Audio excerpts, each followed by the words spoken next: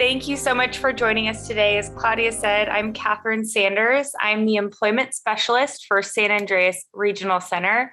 And I am so excited to talk about employment today. It is a very important topic. It's been all over the place, all over the news recently. So I'm excited to share a little bit share my excitement, but also how can you access it? How can we look at employment a little bit differently?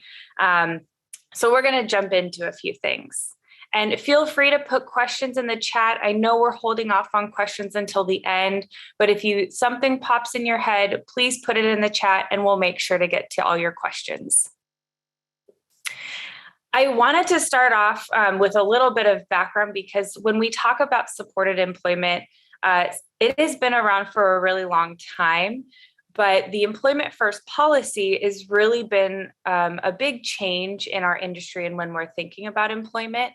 This came about in 2013. And what it means is that every single individual that has a disability, no matter the severity, should have the opportunity for competitive and integrated employment, regardless. And so when we talk about employment, I want everyone to think that when we talk about all these different services and types of work, different jobs, we really are talking about everyone. Employment will look different for every single person, but we really want to emphasize that employment really is for everyone.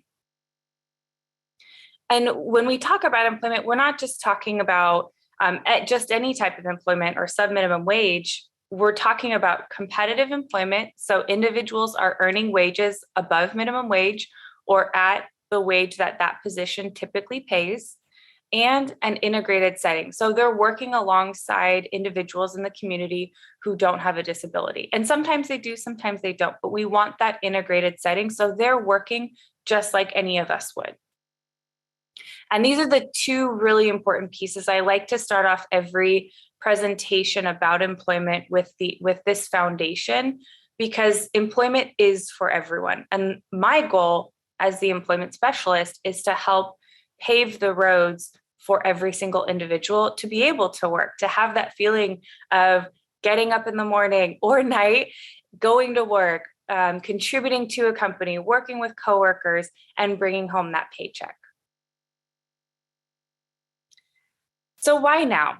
Why are we talking about employment so much now? Employment's been around forever.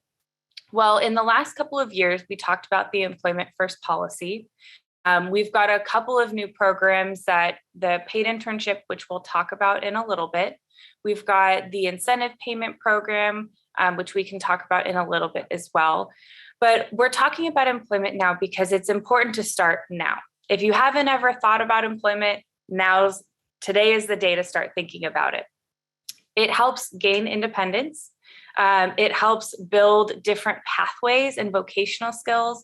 Again, whether that's a permanent job, whether that's volunteering, those skills are going to build a foundation and build the pathway into what an individual wants to do with the rest of their life.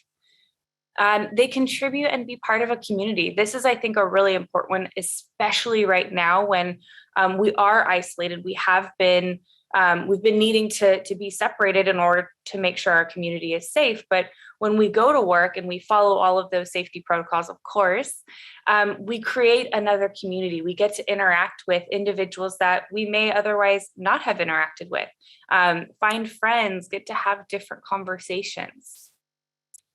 And we break the different barriers. A lot of employers are hesitant or nervous because maybe they haven't encountered someone with a disability, and allowing an individual to work and be in that workforce shows them that they can be like everybody else. They can work, they can be part of the community and contribute to something larger.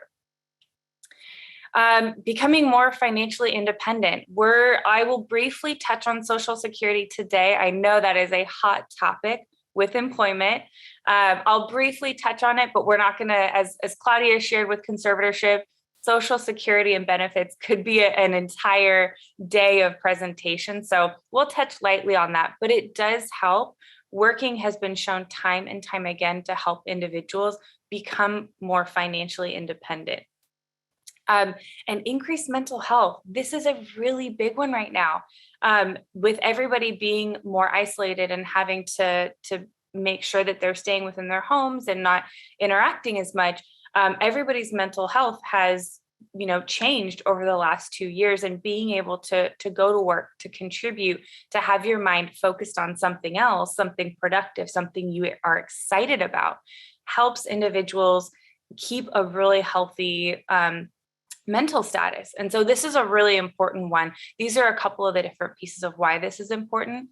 The other piece of why we're talking about employment and supported employment today is there was a bill recently passed, the Senate Bill 639, which was the elimination of subminimum wage over the next couple of years.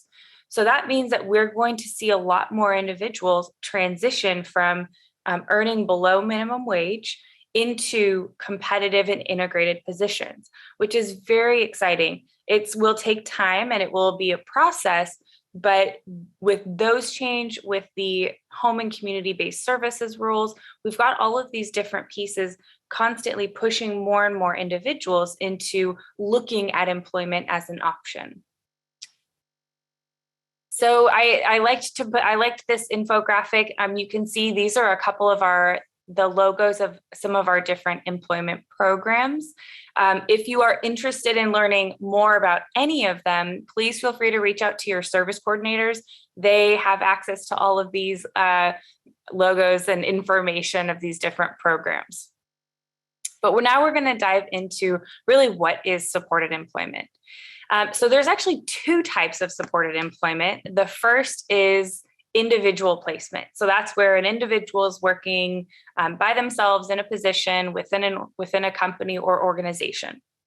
They can receive job coaching. So that's where a support staff will typically come to the work site and support the individual with whatever their support needs are. It's always one-to-one, so one staff to one individual. The job coaching will be for the life of the job. We don't ever have to go away if the individual wants us there. And typically what we see is about a 20 to 30% intervention of their work hours. So what that means is if an individual works 100 hours a month, the job coach is visiting and supporting the individual about 20 hours a month of their work schedule. And that could be, depends on the day, depends on what the individual, the employer, and the job coach work on based on their schedule. And individual placement can also, supported employment can also offer discovery and development of a job, which is really exciting. And we're going to dive into that a little bit on the next slide. Group placement. So there's individual placement, the individual works on their own. And then there's the second piece is group placement. And this is where typically an individual is working in a group of either 3, 4, or 5 other individuals, and there's one staff supporting them. They're typically in an integrated setting. So they could be working at a bike shop. They could be doing janitorial work for the city. It could be a lot of different unique areas, but typically you're going to have a couple of individuals and then one staff member. The job coaching is for the life of the job. So the job coach in San Andreas, we don't ever have to leave. And it is 100% job coaching. So the job coach is there from the time that they start and the time that they end. And these are the two different types of supported employment. You typically won't see group supported employment as often. Individual placement is kind of where we see the industry going a little bit more, but group placement can be a really good stepping stone if someone's maybe not ready to be working on their own just yet, or doesn't want to just yet, and is wanting to make that transition but wants that support. We can always look at group placement as an option kind of in making that transition. So for supported employment, the individual placement piece of it, I just wanted to break down a little bit more what that service does. Is the first, and I go through in this order because this is kind of the arc of employment, is we always start with job development. Whenever we talk about employment, job development is really where we have to start. And that means discovery. So what does an individual want to do? And asking those questions, being able to do assessments and seeing them in the community, opening them up to different experiences and opportunities, getting them to be in environments and see, do they like that environment or not? The other piece is doing informational interviews. These are, I think, great for anyone, even outside of job development. If there's an industry that you're maybe curious about and you can't find enough information on the internet, doing an informational interview is a great way to find out. And that really is setting aside 15 minutes, asking the manager of a company or, maybe one of the staff saying, do you have 15 minutes? I'd love to ask you about your role, what your company does, what are the requirements, and kind of ask your list of questions to understand, would this be a good fit or not? So informational interviews are a great way to understand if this is an industry you want to look into a little bit more. Resume work. Resumes are really important. Even if you don't have a lot of work experience, your resume is still very important. You can put volunteer experience on. You can put, if you've been part of different, for kids who are just coming out of high school, if you've been on different teams or different clubs, all of that information is really, really important to put on a resume because an employer takes all of that information into account. Supported employment also helps with interviews. Interviews are tough. I don't think anyone loves interviews. They are tough. And so through job development, the goal is really to support the individual in practicing interviews. Having the informational interviews are a great way to practice, but it's practicing the questions. How do you say things? What do you say? What does an employer want to hear? And typically a job coach or job developer can go with you into an interview to support you because they are sometimes very nerve-wracking. And then applications. A job developer is also responsible for supporting the individual in going through the application process. A job developer isn't going to do everything for the individual. It's part of the service is to support the individual in learning how to do it. The job developer does do a lot of legwork with employers to help set up those interviews and help set up those placements. But the goal is also to teach the individual how to do these things. And what does this mean? Why are we doing this? So that, if down the road they want a new job and they want to do it on their own, they have the skills and the tools to be able to do that. And then transportation training.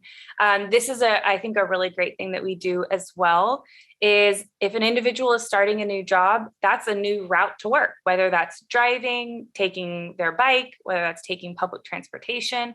And so the supported employment team can support the individual based on what they need, is mapping that route and helping them learn that route and take that route and what that means. I worked for an agency and we had an individual who rode his bike. And so the support staff rode his bike with the individual on the path to work to make sure the individual knew how to ride his bike to and from work. So I thought that was kind of fun. We like to get creative in order to help someone be successful at their job. And then job coaching. This, I think, is really the most creative part. Job coaches are they're kind of a jack of all trades. Their job is to support the individual on the job from A to Z. So whether that's clocking in and clocking out, creating maybe a communication aid, creating tools to be able to remember where things are or what to do, checklists, talking to a manager, that can be really scary sometimes, especially if it's your first time or there's something that you need to bring up that's uncomfortable. A job coach can help have those conversations, can help teach you how to have those conversations. So they're there to support the individual with that. They're also there if the manager gives an individual new jobs or new tasks. The job coach is there to help the individual learn those new tasks and kind of become acquainted with maybe a new routine, maybe a new manager or new coworkers. And also looking at if the individual wants to gain different skills or, move up in the company, the job coach is there to support the individual setting those goals and meeting those goals. So it's exciting that they really can be, the job coach is flexible in order to support the individual on really whatever they need. And then the paid internship program, I'm sure some of you have heard about this program. I do like to share it. It is underneath our supported employment program, but really what it is it's meant to be a stepping stone to permanent employment. So it's not meant to replace permanent employment. It's kind of a short-term internship opportunity where if an individual doesn't know what they want to do, sometimes they don't want to go directly into a job and that, they just don't know if they like that industry or not. An internship is a great way to try a different industry or to try something new. Say, they've always liked dogs and they've talked about dogs their entire life. I worked with an individual who absolutely loved dogs, wanted to work with them. So we got them a paid internship at a dog groomer's. And the individual stepped into the dog groomer area and saw the dogs barking and thought, I don't want to be with dogs. I don't like dogs. And, as a group, we thought, well, this individual had always said they loved dogs. And they said, well, I liked dogs on the screen and like looking at them, but they had never really interacted with dogs in person. And so the idea of working with dogs was awesome, like so fun. Dogs were nice. They were cute. They were soft. But in reality, there's lots of different dogs and they're not as clean and they're a little bit loud. And so the goal of the paid internship can be helping individuals expand their experiences and opportunities to say, I definitely like this, or I really don't like this. And to me and to a lot of job developers, either way, that is a good thing. Understanding what someone likes and doesn't like are equally as important because it shifts which direction we need to head. So that's the exciting part. And it also helps a lot of our internships end up turning into permanent employment. So employers are working with individuals and see, wow, they can work. They're a great part of our team. We want to hire them. So we've often seen individuals transition into permanent employment, which is what the internship is for. Again, it's not meant to, I want to do an internship instead of working. It really is, let's do an internship because it's going to help you build skills to then get employed. So it's an exciting it can be a first step for individuals who maybe are nervous about entering the workforce or don't know if they want to just yet. And before I move to the next slide, I did want to make one point is when we start talking about employment and the employment conversation, we always typically look at Department of Rehabilitation. I don't know if you've had them as a presentation, but I'd be happy to talk about them a little bit more, but we always typically make a referral to Department of Rehabilitation for employment services because they can offer a couple of things that we can't, but they typically provide the same information that I just provided in regards to job development, job placement, and job coaching. The paid internship is unique to San Andreas, so that is something that you would utilize just through us. So how do we start the conversation about employment? I say start it early. And I mean early, you've got a little kiddo just starting to walk. That's when the employment conversation, I think, starts. And I know it's early. We're not putting anyone to work who shouldn't be. But it's a good mentality to think, if you start building these little skills when they're younger, when they get to that working age, they'll have built this foundation of all these different things they can do. And I don't mean, learning to copy when they're 4 years old or learning to do data entry. I'm talking about even loading the dishwasher, learning to do laundry when they're, going through those different ages, all age appropriate. But making sure that you're having that conversation that employment should be part of your son, daughter, your individual's future.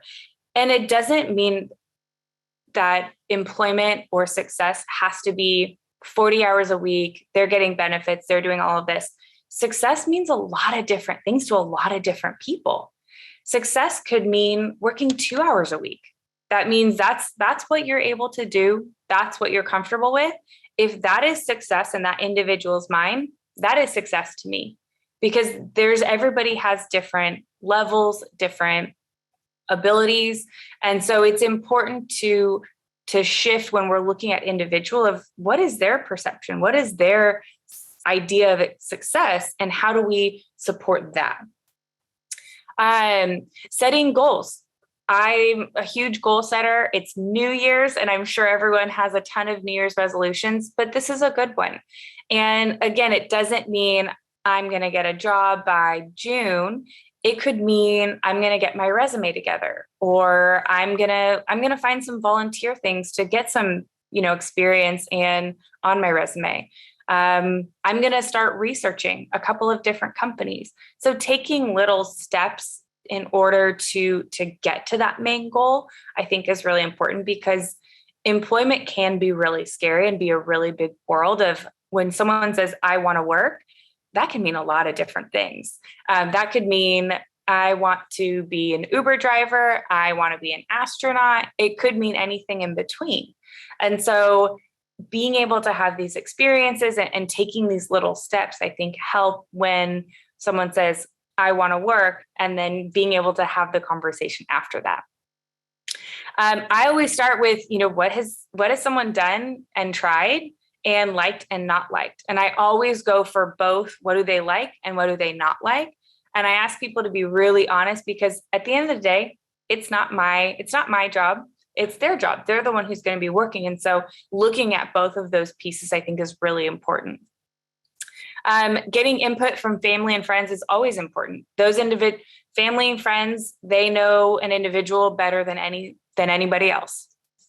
And supporting changes and trying different industries. I've changed industries probably 3 or 4 times since high school. And so allowing someone to change and figure out what worked for me here. Okay, I'm going to use that and take that to my next job. And doing that, I think, is really important.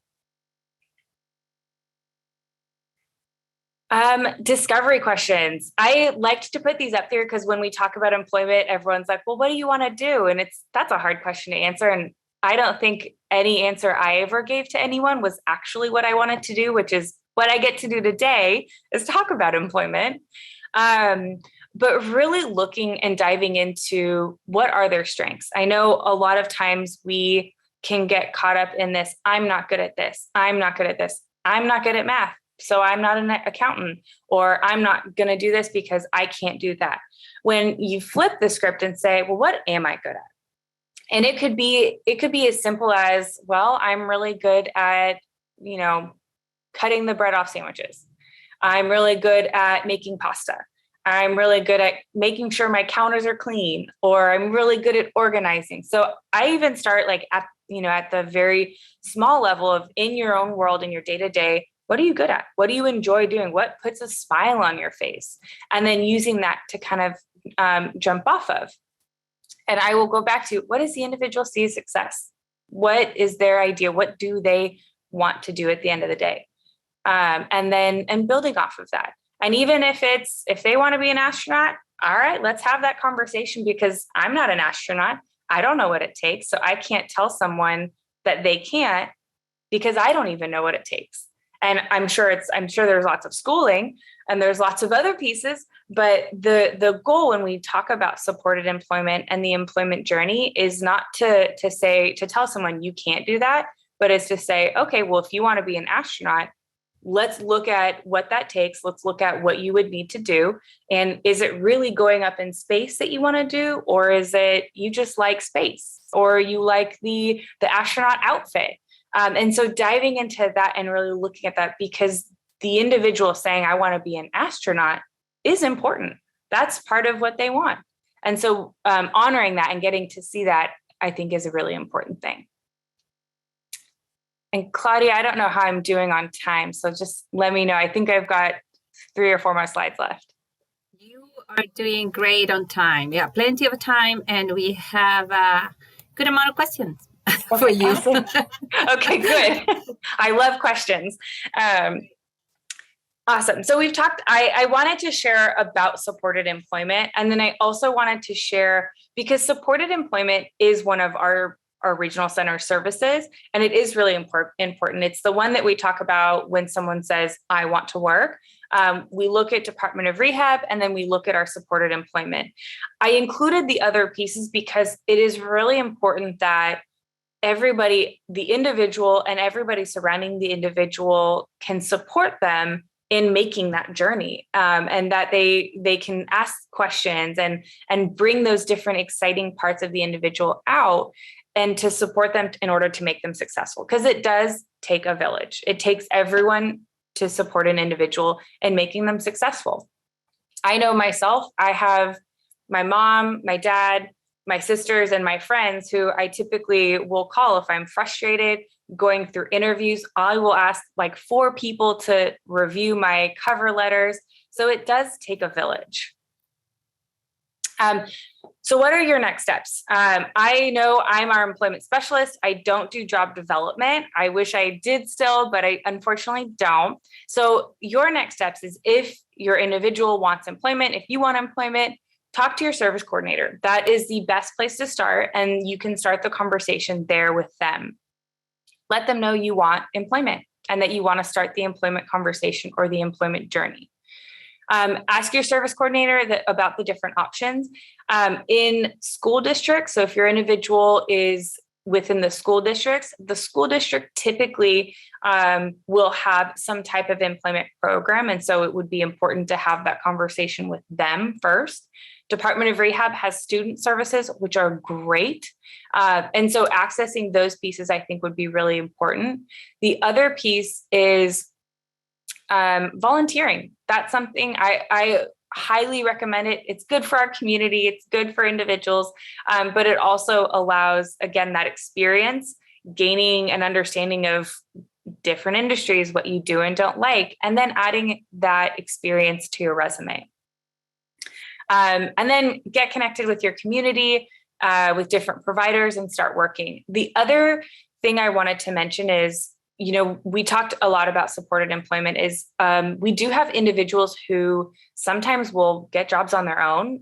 They, are part of different groups, and there's, through their network, they have gotten a job, and say they've started and they need job coaching. Call your service coordinator and we can get you set up with job coaching. That is, we don't have to go through the whole process of placement and then job coaching. We can step in to provide job coaching if an individual finds a job on their own, or even has been working there for, say, 10 years. They've been fine.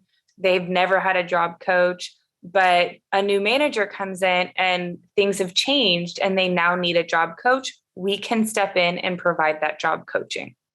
So just let your service coordinator know if that happens. I'm a huge believer that every single one of our individuals can work. The biggest thing is belief, believing in the individuals, believing that they can. Again, it's not going to look the same for everyone. Every person is different. Employment for me is employment different for everyone on this call. And I think that's a beautiful thing, because our world wouldn't function without different strengths and different personalities and different jobs. And so really believing that an individual can contribute, can work, is really important. I move away. I never really talk about people aren't ready to work. And I put that in quotes because I truly don't believe it. I am not ready to be an accountant, and I will never be ready to be an accountant, no matter how many classes I go through. So the not ready for phrase, I think, is interesting because it just depends on your perspective and it depends on the job.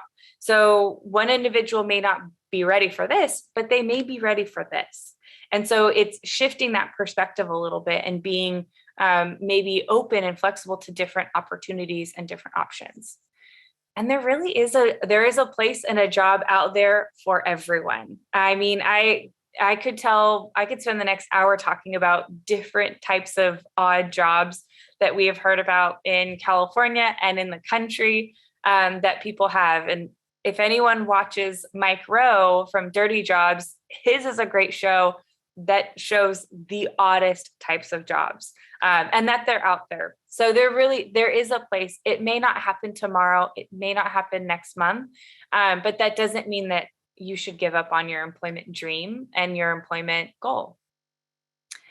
The next, I wanted to briefly mention Social Security. I am not an expert and I can't walk through benefits with people. There are resources that I've put up here.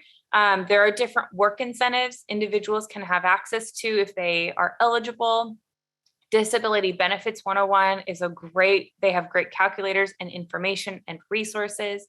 And then the Center for Independent Living has a work incentive planning and assistance program where it's free to individuals who are working or are going to work.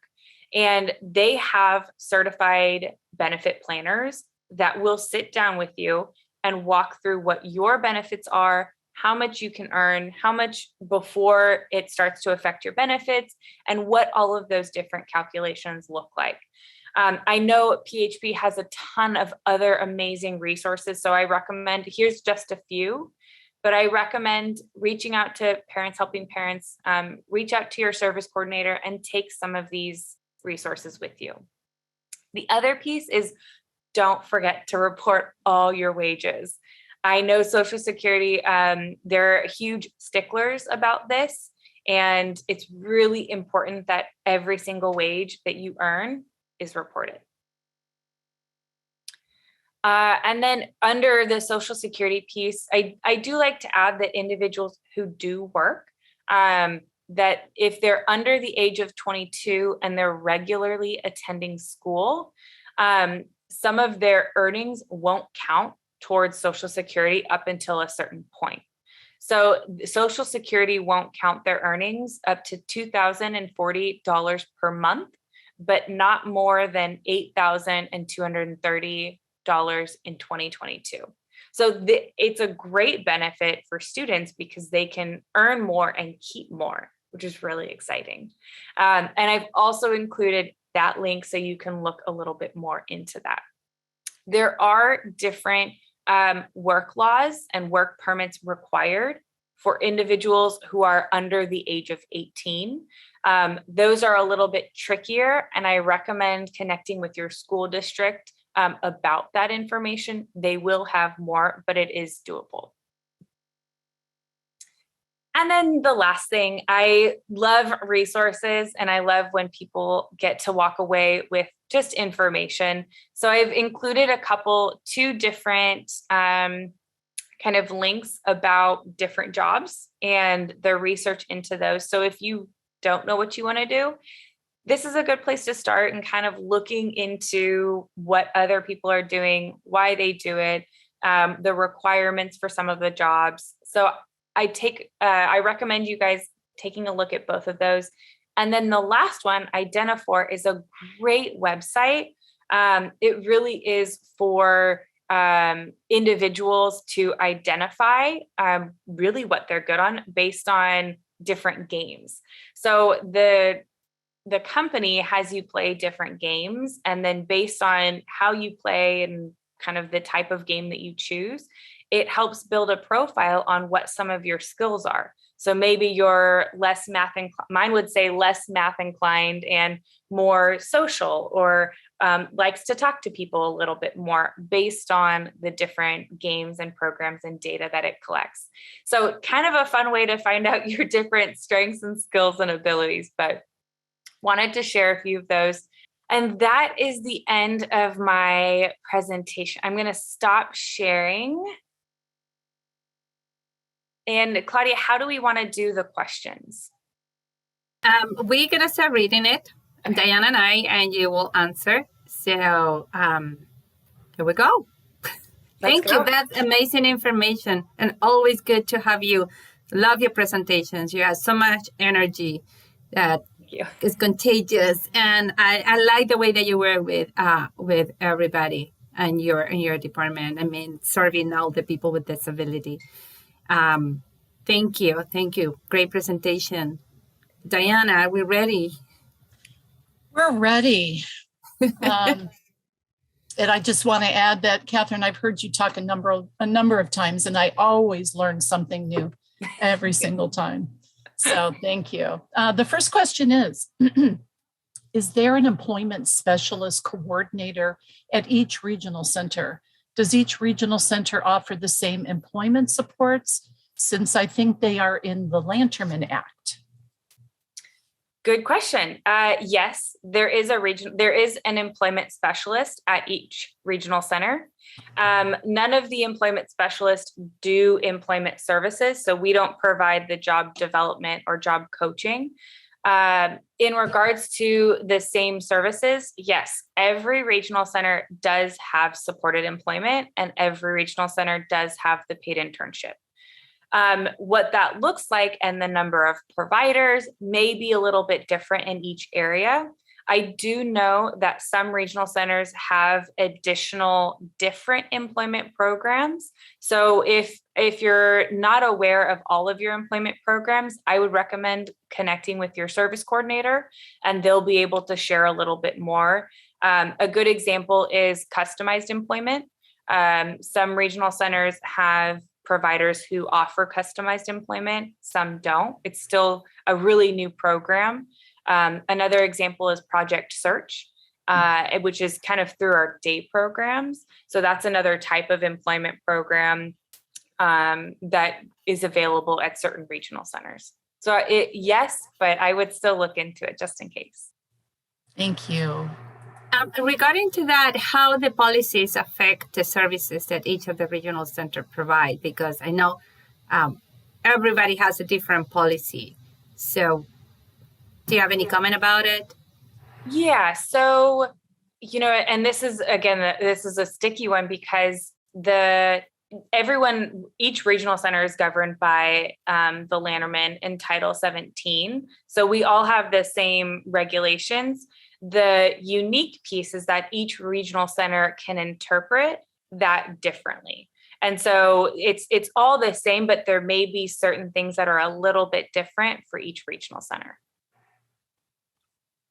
That makes it, for example, you mentioned a program that we have it or you have it at the San Andreas Regional Center, but this is unique to San Andreas, and nobody else has it. Right. Okay. Thank you. Let's see. If you're not part of a regional center, does that mean you do not get these services? That's correct. But I will say, if you're not a regional center client, Department of Rehabilitation is a great option for those who aren't regional center clients. They serve any individual with a disability, and that's any disability. And so they would provide the job development, the placement, the job coaching pieces of it. So I would recommend connecting with them if you're interested in employment. Thank you. We're going to have the Department of Rehab presenting in March. So it's scheduled already, so they will be sharing all that information with us. Thank you, Dee. You can continue. Thank you. Okay, my son is nonverbal and is in special education program at school. So he's not involved in a lot of things at his high school. He doesn't have anything to put on a resume and cannot do an interview verbally necessarily, but he understands everything someone tells him and is very mobile and able, but would need someone with him most of the time to keep him on task. How do we access job opportunities like this? These are my favorite questions, to be really honest. And it's an exciting question because it's something that I think is changing our industry. For a long time, there weren't a lot of opportunities for individuals who maybe have this specific scenario. And I want to give a more specific answer, but it's hard when I don't have all of the details. For whoever asked that question, thank you.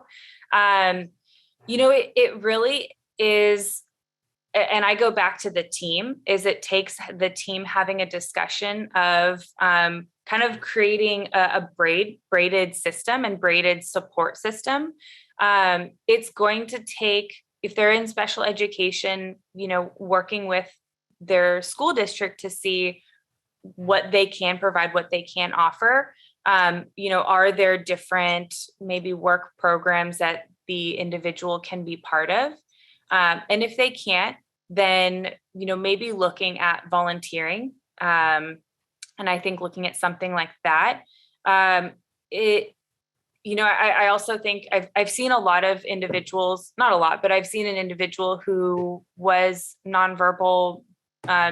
He really only had movement in his head, and he was working for a call center, and he was doing the like security checks or quality assurance on the different calls, and he was able to go through that experience and go through that process. And the company helped create these work accommodations and different tools and technology in order for him to be successful.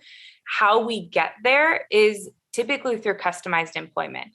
And I'm going to say that's probably the best option for that individual, is working with a provider who is employment focused, but does customized employment, where they go through, and it's a process where they work with the individual through, it's about like 40 to 40 hours of discovery and understanding the individual, what they can do, how they communicate, and then how we can use those skills that they do have and apply them to a job. So it may not be the typical job that we're thinking of that is posted online, but it may be, if they're interested in, cars, then we go to a car dealership and we talk to the employer and we say, okay, where are your areas of need? What as a car dealership, what do you need? And then looking at, okay, based on the employer's need and what the individual can do, create a job and basically present that to the employer to say, here's how we're going to help make you money, and this individual is going to work as an employee. And so that's a longer answer to your question, but customized employment, that's what it does. And so it's very specific. It's really fine-tuned to the individual. But that's what I would say. And then with the supports, we build that in with the team. We look at, how do we provide those supports? It may not be specifically supported employment all the time, but it may be a combination of other supports. Thank you. That's really exciting. Let me ask a question that is posted there in Vietnamese. So I translated, I just Googled, so apologize for it. And it says, if your child completes the IEP and high school, can he or she go to San Andreas and request to learn a supported employment and being able to live on their own? If they are a regional center client, and no matter the age, but typically once they have graduated high school and they want to live on their own and they want a job, yes, 100% they should talk to their service coordinator and ask about supports to live on their own and the employment services. How about if they go to post-secondary and they do not graduate, they go finish high school with certificate, not diploma? I would say the same thing. Typically an employer will see, they may not understand what it is, but once you explain it, it is the equivalent to a diploma that they have finished, the high school post-secondary piece of it. So that would be fine kind of moving forward. But it would be the same, that if they've finished post-secondary with a certificate and they want to live on their own, they want a job, that they would talk to their service coordinator. And is after they turn 18 and graduate and they continue to the post-secondary, then it would be the regional center, the one who provides the support for employment, or it would be still the school under DOR? It would still be this, if they're in post-secondary, going through post-secondary, the school district and the post-secondary program is responsible for providing those supports. And most often, a lot of post-secondary programs are focused on employment and supporting the individual in getting that job. The other piece I wanted to add, because it's a good question, is that if someone has a job at the end of high school or the end of post-secondary and they're graduating, let the service coordinator know ahead of time that they are keeping their job so that we can put job coaching supports in place once they graduate and there's no hiccup in service. Thank you. That's good info. Thank you. Diana? Yes. Oh, let's see. I think you answered this partially. Does DOR also provide job coaching? If so, what is the difference between regional center job coaching and DOR job coaching? That's a good question. Yes, DOR does provide job coaching. The biggest difference is kind of how we get there, to be very honest, and because Department of Rehab is the San Andreas's generic resource.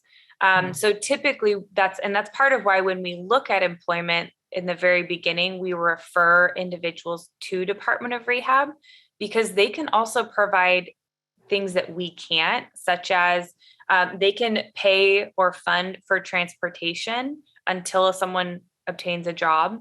They can also fund for work clothing, interview clothing, sometimes certificates, really a lot of very creative things, as long as they're agreed within the team, it will help eliminate a barrier to someone gaining employment. Department of Rehab can fund those different items.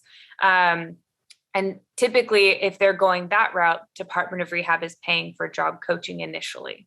But if we've gone through us or someone just gets a job on their own, typically we will fund the job coaching in the beginning. But it's all how you get to that piece of it, that's really more the service coordinators and I are figuring out which direction do we head and who funds what. But it's a detailed conversation and very individual based on the scenario. Does DOR use or contract with the same job coaching agencies that the regional center does? Yes, they do. I see. Okay. Thank you. Another question is a service. Turn. Oh, my turn. before I lose it. Thank you. They're asking here if there is any aid. Are there any aid resources and guides to have someone's daughter to start a retail business? Yes, there is. I have 3 or 4 links off the top of my head, not off the top of my head. What I can do is, Claudia, maybe I can email them to you. Okay, I'll email them to Claudia and she can share them out, or I can add them to my presentation. Yeah, that will be good. I can. Yeah, you can add it to a presentation and resend it to me, and I will send it to the parents next week. Okay. What I know also that is supporting create business like that is the Social Security income has a program called the PASS program. So it's related to it. So you can take a look at it or be part of the public benefit when we teach or we have the workshop on SSI. We talk a little bit about the PASS program. Yeah. So, Diana, your turn. Thank you. Let's see. Is a service coordinator the same as a regional center case manager? Yes. It's a good question. So the next one says, my son has a job at Oil Changers with a job coach who has only visited him briefly twice in 2 months. If we call our regional center San Andreas service provider about getting a new coach, is there a waiting list? What is the time frame? That's a tough one to answer because it depends. It depends on a few things. It depends on the service provider if they have other coaches available, and it depends on the regional center if they have other service providers available. So I can't give you an exact answer. What I would say is talk to your service provider, whoever you're working with, to see if they have a different job coach, and if you just don't want to work with that service provider, talk to your regional center and see about switching and what that would be like. Because we want you to be supported, and it's important that, if that's not happening, that you let them know and that they can make changes. All righty, moving right along here. Is there a way to protect a person everything just shifted here. Is there a way to protect a person in the paid internship program and the employer liability-wise if there's an accident in a workplace caused by us or happening on us? So I don't understand the question completely. It is a liability question, which is a little bit more legal than probably I could answer. The best thing I could say is that whoever the employer of record is, so whoever is paying the client, typically holds the normal liability that any employer would. So they would cover any accidents or things like that could happen. Thank you. Let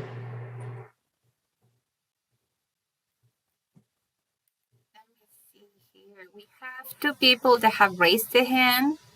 I'm going to give you access. Iman, please, if you are ready to talk, I'm asking to mute.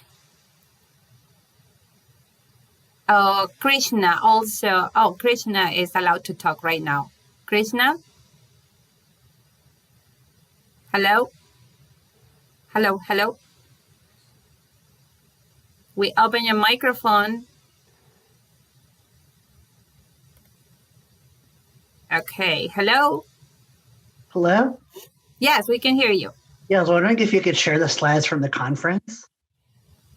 Oh, it's regarding to the slide. Yes, we will. We share them next week when we come back. Today we finish at 1:30, so like Stephen in the morning had to go to Costco, we had to go shopping. So next week we're gonna share all those.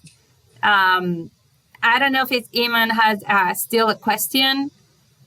Otherwise, we can continue with the list of questions that we have here. Diana, want to read the next one? Absolutely. Let's see. What about someone with significant behavior challenges? What kind of jobs have you helped that type of person in getting? That's a good question. Again, I love these ones, but they're also really difficult because it depends on the individual. And I wish I had a better, more specific answer, but each individual and each behavior is so specific to the individual that what may work for one person won't work for the other individual. So that's kind of the first piece. The second piece is customized employment is going to be something I think that's a really good option for individuals who may need something more specific or more tailored to their needs. And that also means working with the employer. So having a really good employer that understands the individual and maybe what if there are certain things that can cause a behavior or that the individual doesn't like, making sure that the environment or whatever isn't there to affect the individual. So it's a difficult one, but customized employment is going to be a really good option. It's something that it started in the last 2 years, and it's kind of the up and coming program. So keep an eye out for that. But also you go back to not just what the individual doesn't like, but what do they like, and put more of that in this environment, the scenario, and be able to move that direction, and having a really good employer that's able to understand and work with you. Are employers open and receptive to this? Do you have a good number of employers that, for this well, I know you're not doing the customized yet, but for the paid internships, and are employers really receptive to this? Yeah, more receptive than I think we thought they would be. Because once you really start to have the conversation of, we're not just like placing people into, the goal isn't to just place someone into a job. The goal really is to find what an individual enjoys doing, likes doing, is good at, and then matching them with an employer. And so oftentimes when a really good match is made, the job coach isn't even needed, because the employer and the individual get into such a good groove of, they're both interested in this subject, or they both, have found a really good way to work. That's the ideal situation. So we do see a lot of that. As long as things are kind of, the legwork is done ahead of time, and employers, you're having those conversations with them in the beginning, employers, I think, have been really receptive, and you'll know pretty quickly if an employer is not. There's always going to be bad ones out there, not bad ones, but ones that aren't as receptive. But we've seen a pretty good number of receptive ones, and it often is not in the big retail shops like the Targets and the Walmarts of the world. It's the smaller ones that there's, maybe a couple throughout the community, a couple of shops or something like that. So it's the smaller ones that we see a lot more success with. Thank you. My turn, I guess. If we want to pay internship program experience, what is the first step for us to find a willing employer on our own, or talk to the service coordinator for support in finding a matching workplace?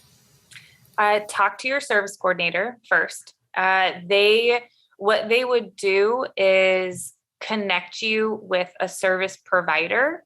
So a different agency, like one of those different logos that I had showed, they would connect you with one of those agencies, and the agency kind of walks the individual through that discovery piece of, what type of internship do they want to do. And then the provider really does a lot of the legwork in finding an internship site for the individual, and then can create that match. So as a family, you don't necessarily need to find an employer. If you have one, that's always a good thing, but you don't need to. Thank you. Let's see. Will Regional Center help with customized employment?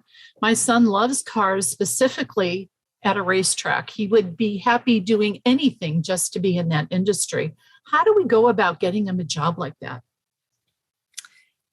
So I think that's two different questions. The customized employment piece of it is, it depends on your regional center.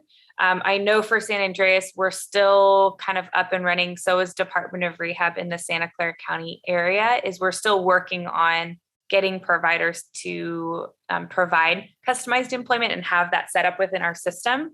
If you're in a different regional center area, some regional centers do provide customized employment. So ask your service coordinator.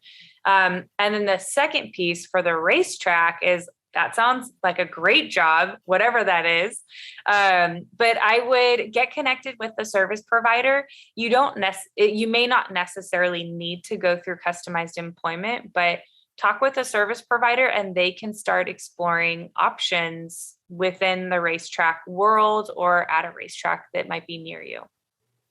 And the service provider would be who? The service provider is a vendor. So they're like the Hope Services, Ability Path, Options for All. One of those agencies that I had shown, one of their logos, they're the ones that the regional center funds to do the job development and the job coaching. Oh, okay. Thank you for clarifying that. I have a comment or clarification of the question related to the pay internship program. It says, adding to my previous question about the PIP, is not paid by the employer, but paid by DDS. Then does DDS pay liability insurance too? That's a very good clarification. So the regional center does reimburse for the paid internship wages. We are not, DDS San Andreas is not the employer of record. Within the paid internship program, either the service provider, so whoever's doing the job coaching, or a third party financial management system, or the employer site is the employer of record. And so whoever that employer of record is would take on that liability. We, as the regional center, then reimburse that employer of record. And that reimbursement includes the wages and payroll costs, which can include, FICA taxes and any additional payroll costs. Thank you. Hopefully that was the clarification that was needed. We have time for a few more questions, and that's exactly what we have left here.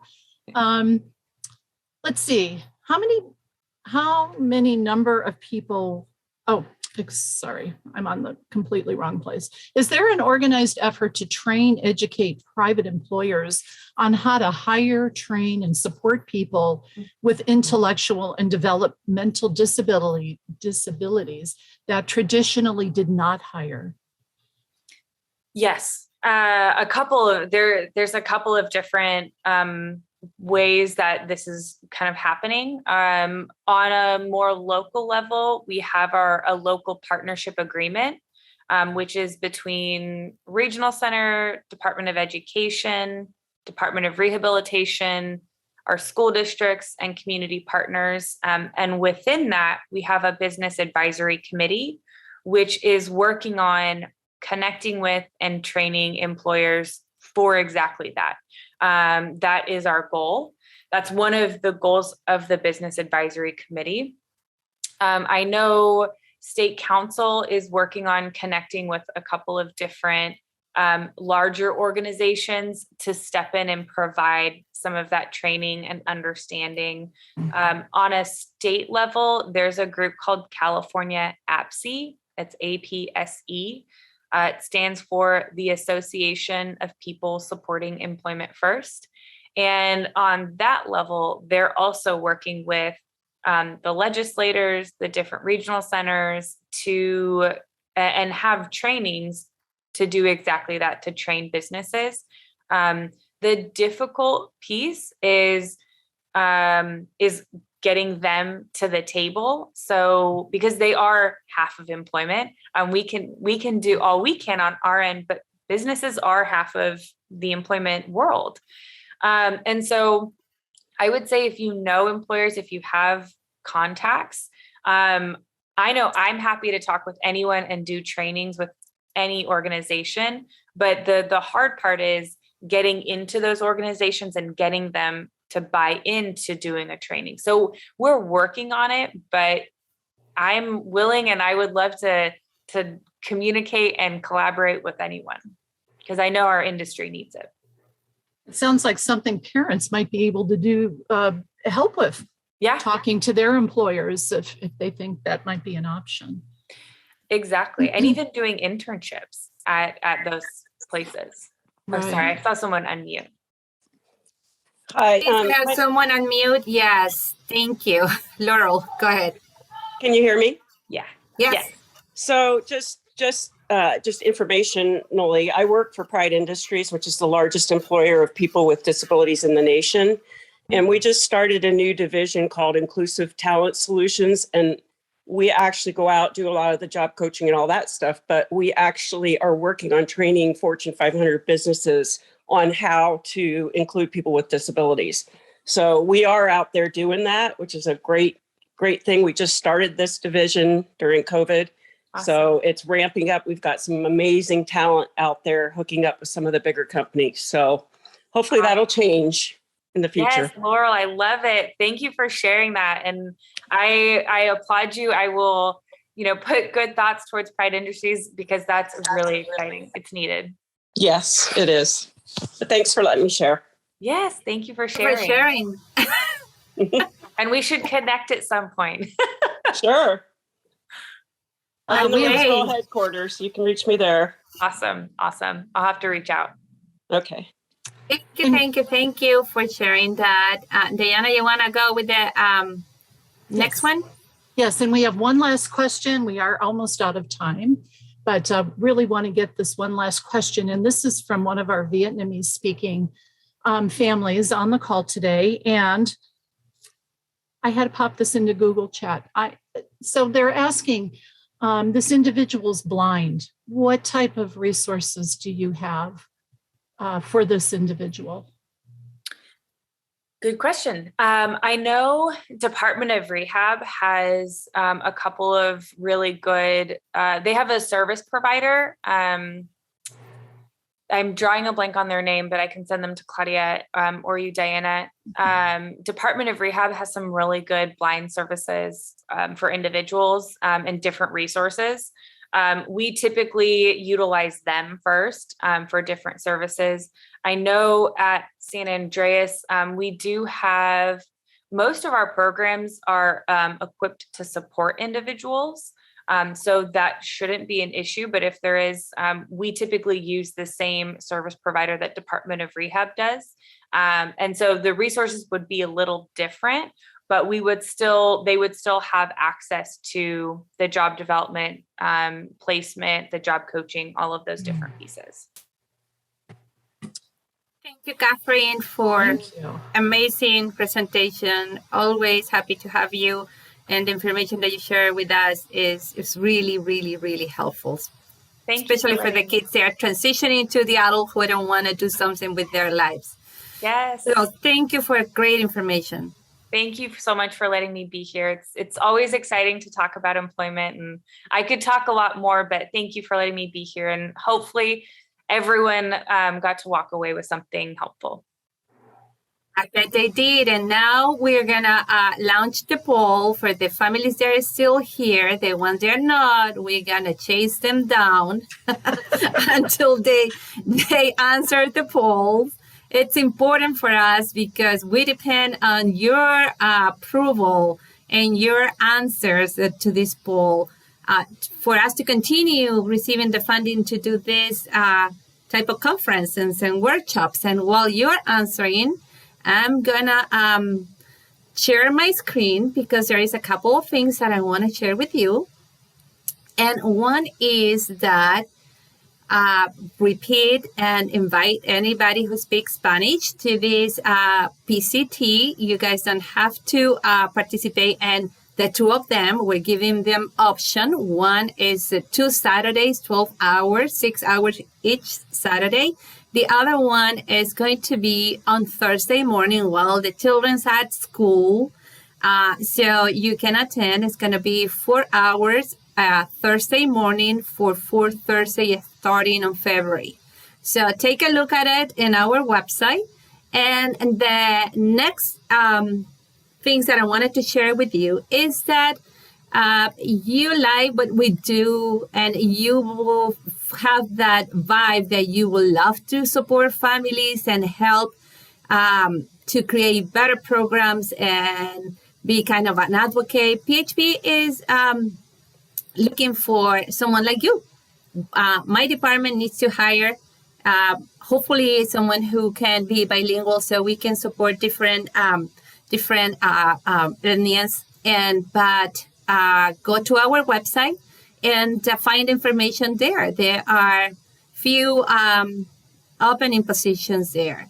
And we love to have your resume. And